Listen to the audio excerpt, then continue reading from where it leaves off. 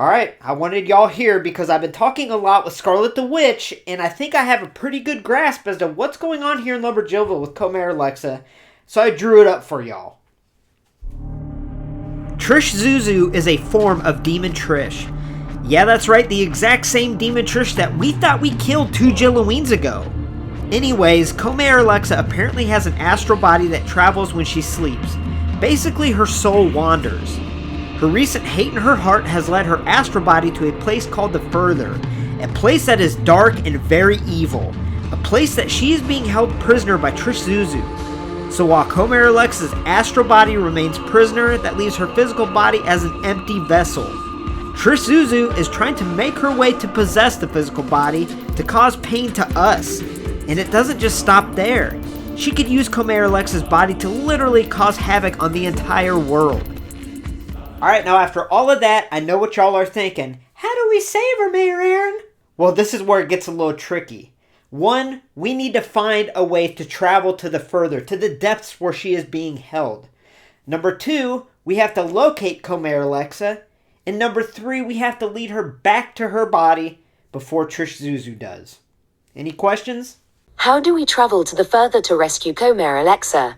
I'm afraid to get to the depths of the Further that Co-Mayor Alexa is being held captive in. You must have hate in your heart. Ugly hate. Well, let me tell you what, sister. I have been full of hate lately. Really, Queen Diva Marie? Explain. Okay, well, a couple weeks ago, I turned on NBC to watch Taylor Swift, and they kept cutting to a stupid football game. Then the next week, I turned on ESPN, and guess what? The same thing happened. Like, I came to watch Tay-Tay, not some stupid football game. Ugh. Okay, well, that's a start. But you also need the ability to travel in your dreams. Let me ask all of you something. Have any of you had any detailed dreams lately? Yeah, I think I need to share with y'all, something. So the other night, I had a dream. It was almost like a vision. It was so detailed. I looked on a stage, and there was an Elvis, a pantless Elvis, singing one of my favorite songs. When I turned my head forward, I saw her. Co-Mayor Alexa was standing right in front of me, and she looked so peaceful. And you know what she told me?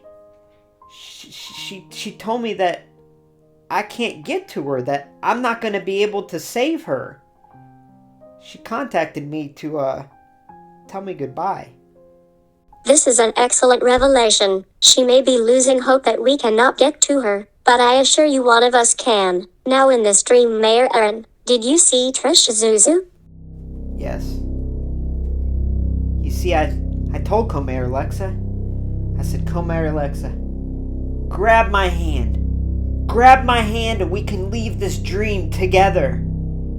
So I reached forward, and just as I was about to grab her hand, I looked up,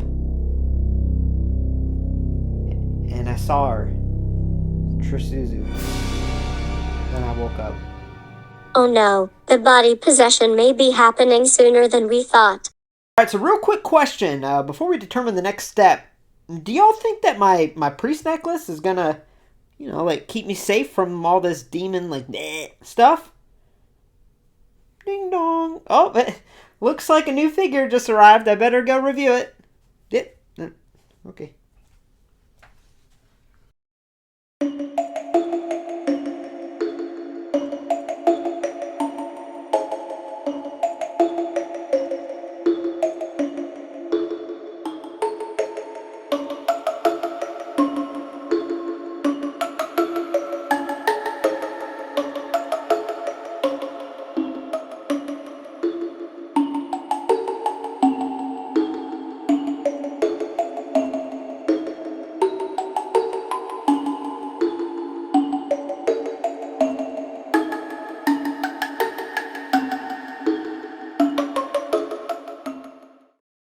Hey y'all, welcome to LumberJillville. Women's wrestling lives here.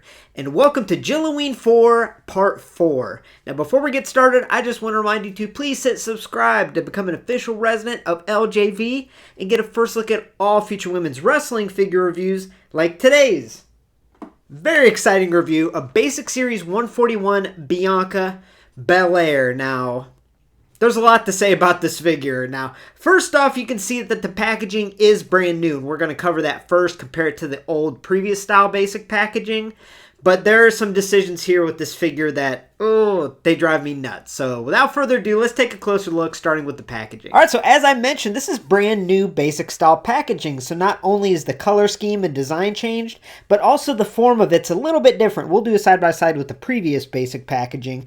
But I like it. I think it really pops and it stands out. And to be honest with you, I was a big fan of the previous basic style packaging. I thought it was really, really cool. So we'll do a side-by-side comparison here in a second after we look at this one. Now, the one thing that I'm going to point out that is kind of an eyesore for these women's figures is at the top here. You see this little logo? Well, that is to show the new articulation for the men's figures. The women's figures did not get any extra articulation except maybe in the hands. We'll take a look when we open up this figure. I think the hands and the wrists did look like they were a little different. But the legs have always been more articulate than the men's figures as far as the most recent basics go. So on the men's basics, this says new articulation or whatever. And on the women's basics, it just stays the same. It's just a plain logo. So I hate that. I wish they would not put that on the women's basic figures because there is no update to the articulation, at least not with the hips. So I really wish they didn't include that. But here we have a nice angular design here. It's a much brighter theme than it was previously. We have an image of the superstar, which here is Bianca Belair. We got the series number right here. Big WWE logo on top. A nice open bubble. More plastic than we get in the Elites. And then on the back here, we have Bianca. We have her signature move in that image again. And she is classified as a powerhouse, which is true. And then we have the rest of the line here. So now let's do a little side-by-side comparison to the previous Basic Series. So Basic Series 140, which I just got a couple weeks ago, as I mentioned, I really did like this dark theme, the black and the red. I really liked it. What I liked most is how the series number was a complete different color. We had a blue series number stripe going down. I absolutely love that, and I still really like that. But looking at these two side by side, I guess the new basic style packaging is more eye-catching. It might be a little more appealing because it's more bright, I guess. And it also has like an angular design in the corner, and it looks a little sharper, But I will say I do think I prefer this previous basic style packaging just because I love how simple it is, but I love that series blue stripe, as crazy as that is. So you can kind of see them side by side here. About the same amount of plastic is used. On the back here, it's kind of the same type design, just a different mock-up here. And yeah, we have that logo in the corner. So as far as the new basic style packaging goes, I think it's very bright. It's very eye-catching and appealing. I like it, but I don't know if I like it as much as this previous style. WWE Basic Series 141 Bianca Belair. This attire is from the February 21st, 2022 episode of Raw from Columbia, South Carolina. On this night, Bianca would defeat Doudrop in a singles match. Some overall first impressions of this figure are pretty good. I really love the color scheme here. It's like LumberJillville colors. We have the neon yellow, we have the bright neon pink, and then we have black with silver accents. I think the attire looks great. And I also can confirm that we do have new articulated wrist in the women's basic figures. So what that means is they probably are able to switch hands now a lot more easily, and we do have more movement in the wrist, which we'll cover when we get to articulation. But that's definitely a nice upgrade. But as I mentioned, that's the only upgrade in articulation of these women's figures because we've always had good hip mobility in the most recent women's basics, whereas the men's didn't. So there's not a whole lot of change here as far as articulation goes, but I do like the addition of the wrist being able to swivel and flex down and extend up. Now, another glaring thing, which we will cover when we go over the body sculpt, is these long, skinny legs. I don't know why they keep choosing these parts for Bianca's basics. It drives me nuts, and I'll go into more detail with it when we get to that part. But overall, I think it's a pretty cool basic. Now let's take a closer look at this figure, starting with that face and hair. So we have seen this face scan, face sculpt, and hair sculpt previously in some of her figures, and I think it does a good job of capturing her likeness. However, I do prefer the more expressionate sculpt that we got in Elite Series 91 more recently, because I think Bianca is so full of character and emotion, and she's so energetic, and you just don't get that in this face sculpt. It's very subtle, but it does look just like her, so that's okay. I do like the makeup application here. I love how the lips are a very dark color, simulating a really dark lipstick is applied. And then the hair sculpt, we've seen this quite a bit. I do like the basic style braid, as crazy as it sounds, but her Elite figures, the braid has been very, very thin, whereas this is nice and thick, so I think it's a lot more accurate as far as the braid goes. Now, I also noticed they improved the hairline, and I know that sounds crazy, but I'll show you when I do a side-by-side with some of her previous figures here. But I think they did a good job here with that hairline, making it accurate, making it look good. So yeah, as far as the face scan, face sculpt, and hair sculpt goes, I think it does look just like her. Like I said, we've seen it before, but I think it works, but it's not my favorite. So as far as body sculpt and attire goes, I'm just going to show you how I feel about the part choices. That's how I feel about the part choices. Now, what I'm getting at is they once again gave Bianca these long, skinny legs. They do not fit on Bianca, but anytime there's a women's basic, a la Charlotte Flair, Rhea Ripley, they give them, and Bianca, they give them these long, skinny legs to give them height. But these legs are ridiculous. They're so skinny. And on top of that, this figure does not stand. This figure does not stand whatsoever. You have to get a display stand or spread the legs out wide or hunch her over. It's just a really poor part choice. Now, I will say these long, skinny legs aren't as noticeable on this figure compared to some of her previous figures, and I think it's because that paint scheme kind of hides them. But yeah, the part choice of the legs, it drives me nuts. I think it's horrible, and I think at this point, Bianca Belair, one of your top superstars in WWE, deserves her own unique sculpted parts, and they're parts that they can be used on other women's basics, but they stick to giving us these long, skinny, really poor part choice legs, and it really drives me nuts. I don't understand it, and they've done it time and time again, but okay. Rant over. Let's move on. So as far as the upper body sculpt goes, I think they did good with the part choices here. It's nice that we have a little sculpting between the chest to simulate there is fabric there. We have tattoo detail on her upper shoulder, also on the back side of her wrist there. And then we have the lips on the back, of course. Moving on down, the rest of it is just painted on. Now, as far as the paint scheme goes on the top, we do have, and this is probably my favorite part of the figure, is the paint application. I think it's really clean how they did this here. They did a black and pink base with black lips, silver outline, and a neon yellow stripe going across. We have that metallic silver going up around her neck. We have a plain black back. And then moving on down, we have a pink triangle. And then the legs, we have this pink little yellow stripe there in the EST and metallic silver, and then the boots are what we've gotten before. We have the metallic silver on the side with black. So as far as the paint scheme goes, I love it. I think it really stands out. But as far as the body part choices go, I just can't get past the legs. It just drives me nuts that she's been in the company for so long and she's had so many figures released, and they can't seem to give her the proper legs. And I'll show you, she has had a couple basics that have more muscular looking legs, but then it makes her too short. So we'll get to that later. All right, now let's cover articulation here, which we usually don't do on basics, but we got something new. So as far as the head goes, she has pretty good head movement in all different directions here. Shoulders on a ball joint, can move in all different directions. We have a single jointed elbow, can flex about 90 degrees there. We have a wrist swivel. We have a thigh swivel, which this is new to the men's basics here, but the women, we've had it here for a while. We have a single jointed knee, which can kind of bend a little bit, like 45 degrees. We have a boot swivel. And then the new articulation that we get on these women's figures are the hands. The hands are probably easily removable now, but they can also extend up and they can also flex down. They can also swivel, which they could before, but that's nice. Let me actually try to take the hand out. All right, so the hands are really easily to be removed. So we might get some basics in the future that have alternate hands here that we can switch out. So definitely a nice improvement on the women's basic articulation, but I wish we would have gotten a little more. So next up, I want to do a little comparison and contrast some notable figures of hers. I do have all of her figures, but these are ones that I just want to kind of show you the direction they kind of went with her figures. And I have to say, first and foremost, they have never done her justice, right? They've never made a Bianca figure that has her physique and her likeness combined. Now, I'm hoping that Ultimate Edition that's coming out in early November, I'm really hoping that's her end-all be-all figure, and it looks like it because she's a huge star. And on top of that, she's had so many figures, and they have yet to really nail it for her, and that's a travesty because they've had a lot of tries, right? So on the far left, we have the Showdown 2-pack Series 11 in the pink. Then we have Basic Series 131 in the orange.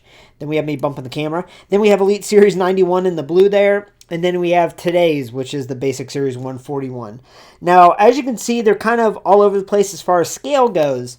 And, you know, I'm not huge into scale because Mattel, in my opinion, has really thrown that out the window a while ago. But I do think Bianca should be a little taller than the other women, or at least on par with some of the superstars like a Scarlett or like a Rhea. And unfortunately, in my opinion, probably the best sculpt that we got for Bianca, which we did get a couple times, is this one that we got with the Showdown 2-pack Series 11 because the legs are thicker. They're more muscular. But the legs are way too short. And that's where it really is a downgrade, I guess, because when you put it on the shelf compared to the other Biancas, it's way too short. And you got to remember, these two ones that are taller are hunched over. When it's standing up straight, it's like a head above this basic. So I think this one looks the best. And if you have one Bianca figure, probably just get this one. Just don't display it next to her other figures because then you'll wonder, why does it look so small? But yeah, so I do like the muscular legs, but they're too short. Now, as I mentioned, the long, skinny legs that have been used quite a bit. I mean, I'm looking at my Bianca shelf right now, and they were used quite a few times, right? It really stands out on this Basic Series 131 in the orange. And I think it's because she just has solid color legs with not a whole lot of detail. And look how silly that looks.